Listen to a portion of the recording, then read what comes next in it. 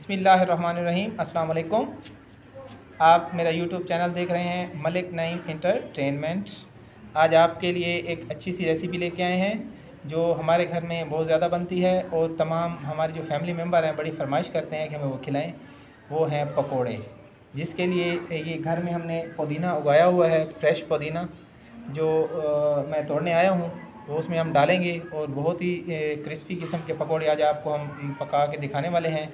बिस्मिल्लाहिर्रहमानिर्रहीम। अस्सलाम वालेकुम। आप देख रहे हैं मेरा YouTube channel Malik Naeem entertainment. आज हम आपको क्रिस्पी पकोड़े की रेसिपी बताने जा रहे हैं जो बहुत ही मज़ेदार बनते हैं और हमारी फैमिली में तमाम लोग फरमाइशी हमारे से पकोड़े बनवाते हैं। आइए वो कौन कौन सी चीज़ें हैं जो इंग्रेडिएंट्स हैं जो हम पकोड़ों में डालते हैं।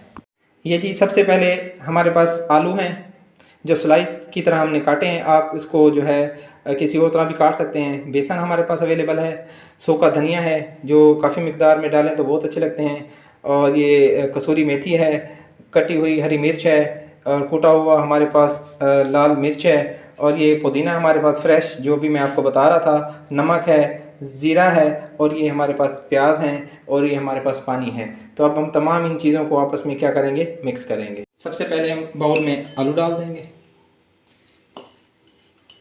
उसके बाद ये हमारे पास प्याज हैं कटे हुए, उसके बाद जो है ये ज़ीरा डाल देंगे, उसके बाद जो है ये सूखा धनिया, इतना ज़्यादा भी ना हो, बस ज़्यादा डालना चाहिए।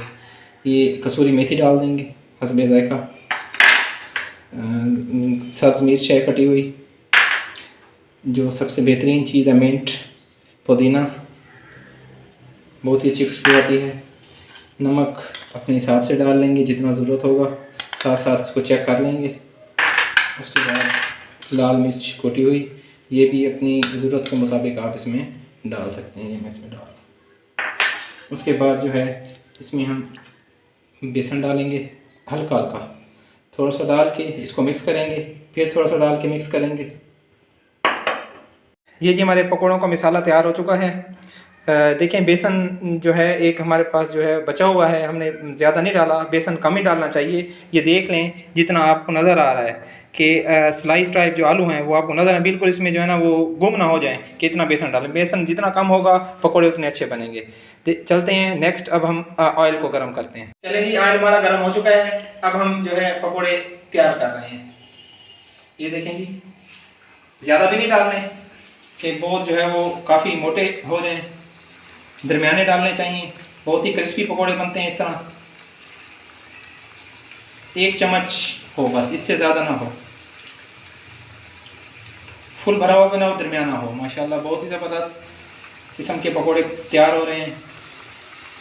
ये देखें बहुत ही क्रिस्पी पकोड़े, लाजमी ट्राई करें आप घर में इसको। देखें जी पकोड़े हमारे तैयार हो रहे हैं, और इनकी साइड उस वक्त तक आपने चेंज नहीं करनी जब तक ये लाइट ब्राउन ना हो जाए।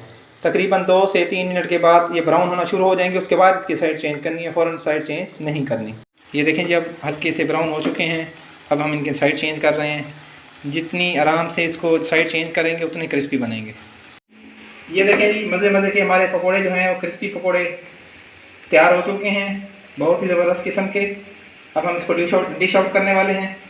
देखें जी आपको इसकी शक्ल से लग रहा होगा कि बहुत ही टेस्टी और मज़ेदार हैं। ये देखें कमाल के पकोड़े हैं, बहुत ही क्रिस्पी पकोड़े नज़र आ रहे हैं।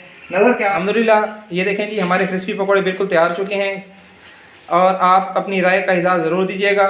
हमारे चैनल को सब्सक्राइब ज़रूर कीजिएगा, शेयर और लाइक ज़रूर कीजिएगा। अपना ख्याल रखिएगा, मिलते हैं नेक्स्ट वीडियो के साथ। अल्लाह हाफिज़।